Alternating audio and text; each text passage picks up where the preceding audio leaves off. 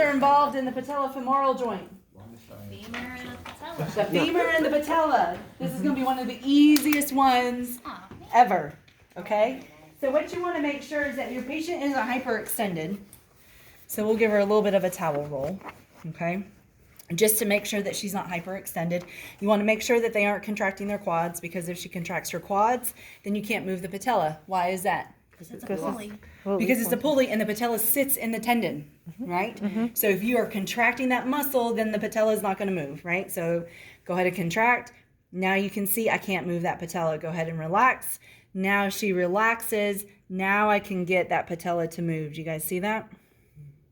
So there's a medial mobilization. Here's a lateral mobilization of that patella. See, if you want to do mine move a lot. Oh, you should have seen Brittany's.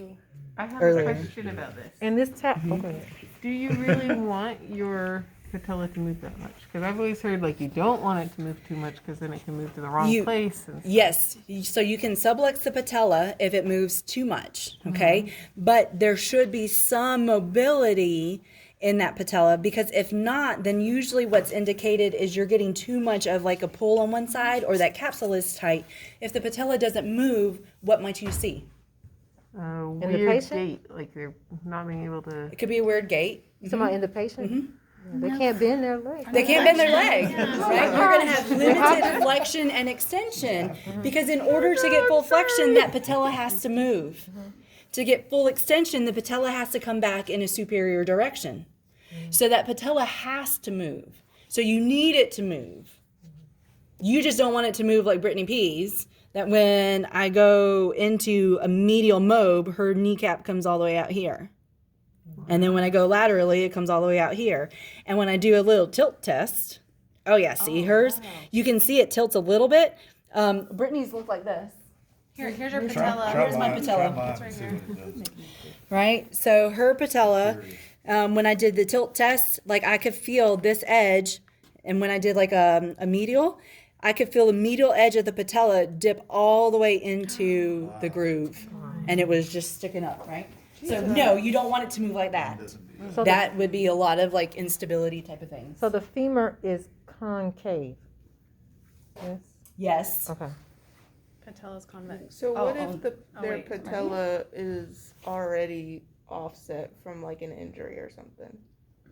How would you work on getting that back? It depends on what Probably then not would be greatly. restricted. Because if I can't push the patella in a medial direction, okay, we can either have tightness here that's preventing it from going, which is why we would do a joint mobilization, or I've got it's too tight here laterally, okay? So you'll see a lot of knee research where it says, especially when you're talking about patellafermoral like syndrome, that there's too much lateral tracking, so we got to fix VMO, and we've got to fire VMO and all of these things, okay? So there's a lot of target to the VMO. What is the VMO? Vastus Medialis. Okay? And then the O is oblique, okay? All right? So that's what the VMO is talking about, and when you look at the research, that's what they say you need to do, because most of the time you're going to have lateral tracking of the patella. And they're saying you're not getting enough input from the VMO to keep it in the grooves in the middle. That's why you're bow-legged? No, you're bow-legged because your bones are lined up, not because of your patella. Okay? Because there's something else going on with the forces What and did we stuff. learn in kinesiology as to why you were bow-legged? And they said you had to strengthen the opposite side. It was the VMO, I thought. Yeah, but you're strengthening the VMO, but it's not because of the patella. Okay. Most of the time, if you're was going to the be VMO. bow-legged, it may have more to do with your hip. And it's how you Oh, wear it. remember she said she doesn't know if it's a And you've hip got to try, or a knee you've got to problem. try to get yourself Yeah. Like a centered. vagal valve or something? Yeah. it's like- Can you Vagus, help that in vagus. later years, or that's just how you're gonna be? Because Well, what you It's want, easier. what you end up having to do, because really, you guys, when you talk about like bow-legged and like what's happening with the femur and like the femoral head, you've got retroversion and anteversion, and it's just kind of how it sits in the pelvis. Like those really are structural defects. Do we really work on structural defects? Not really. So our therapy, if they're not going to go in and have surgery to try to fix things, our therapy is going to be, okay, can we at least make sure tissues are flexible enough to where they might get the right type of contraction out of their muscles, right? Does that make sense? Yeah. So you're trying your best, but you know there's a structural defect that you really aren't going to change, especially if it's Surgery, bro. No, I'm not. when they're born. What is that? Congenital, right?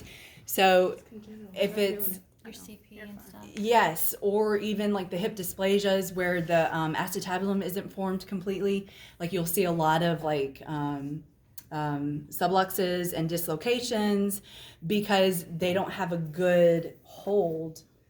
Their acetabulum is not concave enough to hold the round convex femur in place, and so you'll get dislocations. Well, we're not going to change that, but the way we do therapy is to try to stabilize that joint. How do we stabilize a loose joint? We strengthen We Strengthen the You muscles. strengthen the muscles, right? So you can see then we're not changing the structural problem, but we're trying to provide the stability that they're lacking, right? If you have severe ankle sprains, chronic ankle sprains, that ligament is stretched so much, what do? We got to strengthen those muscles to provide the stability that they need to run, to walk, to jump, those sorts of things, right? So some of the structural things that we can't fix, we do it with the things that we can, okay? So Is that resting position for that for the joint? for the joint, I mean, because you put We a didn't have towel, a you put a resting towel under position. no, her. the only thing, because You I don't did want the towel because I extension? didn't want her in full extension or even into hyperextension, right? Because if she goes into hyperextension, are you okay if I hyperextend? So if she goes into hyperextension, then sometimes what you might see, oh, hers isn't too bad, but what you might see with some patients is you don't get the mobility out of the patella because they're already so extended. And when you get into full extension, your patella is locked in place. This closed pack. Okay, does that make sense? So I don't want her in full, like a whole bunch of flexion either, okay? Because you can see like it's not moving as much as it did when we had a little bit of extension. I just don't want hyperextension, right? I don't want hyperextension and I really don't want a lot of flexion. And then you can see how much that patella is moving, okay? So you have to do lateral glides and medial glides, okay? And we're just oscillating it. Just oscillating. Oh, that's easy. And then you can do superior glides. You're going to get more superior glide than you will an inferior glide, but you can do both. And when I'm teaching patients to do patellar mobs, I teach them to tilt. So I'll go on the medial side and I'll have them tilt it up and then tilt it this way. Patients joint lobes? They can do patellar mobs Okay. because one, it's easy, and two, they're probably not going to hurt themselves. Okay, this Okay. might be a dumb question, but can you do anterior and posterior for that joint? Okay. Okay. I don't. Just Does checking. No, that move? Just checking. because posterior, it's already sitting on the bone, like you're not going anywhere, and then you can't get underneath it to do Right. anterior. Okay, How, so that how far is it supposed to go superior? Like pretty far? no, it's not too far. Dang, It's mine, not too like, far. disappears up here in my own. Okay, so the other thing, you guys, if you've noticed my technique, I'm trying to take up the slack of her skin, so I'm right on the bone. If I don't, then sometimes what I might get is you may still get patella to move, but you may get a lot of excursion through the skin, and you're just pushing the skin. Like hers is not too bad, but if you had someone who had like a lot of tissue, Like me? then you need to make sure that you are on the bone. Yeah. Okay, so so the other thing, you guys, in the last group, they asked kind of like why we would do patellar mobs, and you guys already talked about it, because they may have decreased range of motion. They don't have full flexion, they don't have full extension. Okay, when your total knee patients, when that incision is healed, if they're struggling with flexion and extension, you better believe I'm teaching them like patellar mobs. Get that patella moving. Okay? They may not be able to do the other mobs by themselves, but they can make sure that the patella moves. I don't know why, but I realized like they reattach your patella after a knee. I don't know why. I just figured they just got It's rid gone. of that too. Yeah. You still need that? Yeah, And well, I just sometimes- figured you had an artificial pulley too. Sometimes what they will do, right? Okay, so you guys, the incision is like this. Okay, so if they don't have to detach the patella, then what they're going to do is just move everything Slide it out of the over way. and get Because put it if back. you detach like the patella and the tendon, and you have to reattach it. What does that mean for your rehab? You gotta heal and immobilize and. Because now you have to wait for the tendon to like cement itself before you back to start the moving. bone. That's like your rotator cuffs, where they have to reattach that rotator cuff tendon to the humerus. You can't mobilize that shoulder for like 12 weeks. They can't do active motion for 12 weeks. Your total knees have active motion as soon as they come out of surgery, and you need to maintain it. Otherwise, you'll lose it, and they can't get it back. Yeah.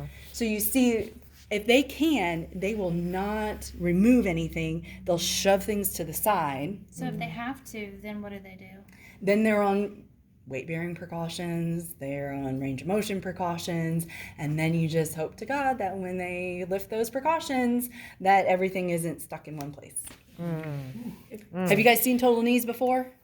Yeah, I see patients, but Right? Well, your dad had all sorts of things It was wrong with his before, he should have right? never got one.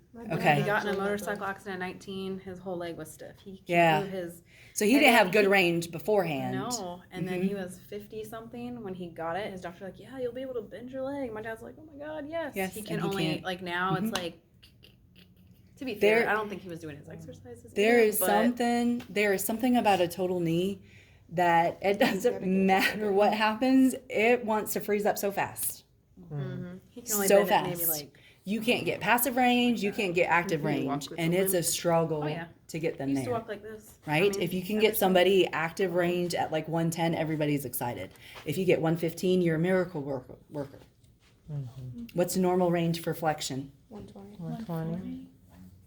150. 120. Am I tripping? Wait a minute, for knee For flexion? knee flexion. For knee flexion. It says 0, 9. Well, stop. From here. Knee flexion. So some of it is going to depend on what their soft And tissue then you got the soft are. tissue, yeah. 120 to Right? 140. So 120 to 140 is pretty good, right? So if you can get somebody total knee to like 115, everybody's super excited. They're like, oh my God, go see Elizabeth. She's a miracle worker. Because truly, you don't have to have. No, full you don't have to range. have full Functional. range, You need to right? be functional. But when you look at this range, like you're almost all the way up to like, you're probably like 150, right? Did you guys measure her? What was her You got range? no soft tissue in the way? That was like so last year. We don't So know. last year. We don't know. Nobody knows. Right? So as you're fighting for that range, then I would always do patellar mobs. And again, it's one that as long as their incision is healed, they're really not going to hurt themselves. And they can do it free. And they can do it frequently. As they're sitting there watching TV, have them sit on the couch, get your leg out, and move your thing. So I can tell that to my dad. That probably wouldn't do nothing.